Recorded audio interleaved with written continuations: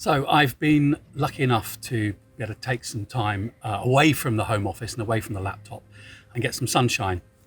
And as being away does for many of us, gives us some time to think and reflect on what's been going on lately.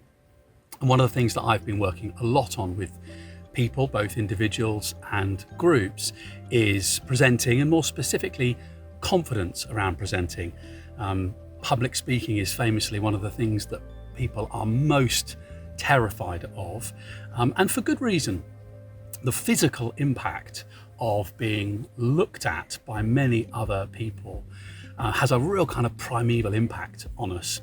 So when we think about how we can manage our nerves, how we can get our butterflies flying in formation, I like to always go back to our 4D2C model, thinking about all four of our dimensions: physical, emotional, intellectual, and then using tools that are all about being intentional, that fourth dimension.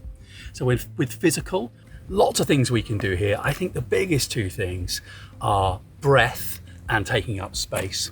So that may well be a calming breath, so moving to something like a 3 in, 5 out breath to really kind of calm our nervous system down, and taking up some space, not spending the last few minutes before we present kind of huddled over our notes or our phone, but taking up some space to send the signals from our body to our brain that we're in play and that we are indeed confident.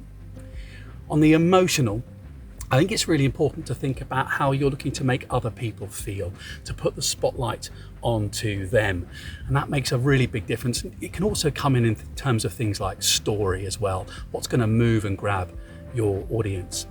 Also on the emotional, thinking about what we're saying to ourselves, our self-talk. So being very mindful of the kind of language we are using to ourselves.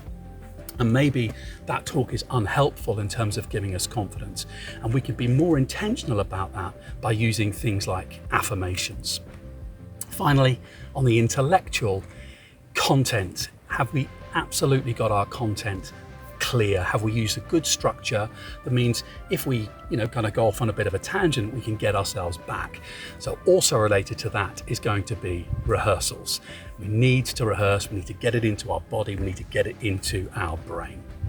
So those are the big things I think are really helpful when we're thinking about presenting with confidence. It always goes back to the 4D2C model, the intention behind our physical, emotional and intellectual impact.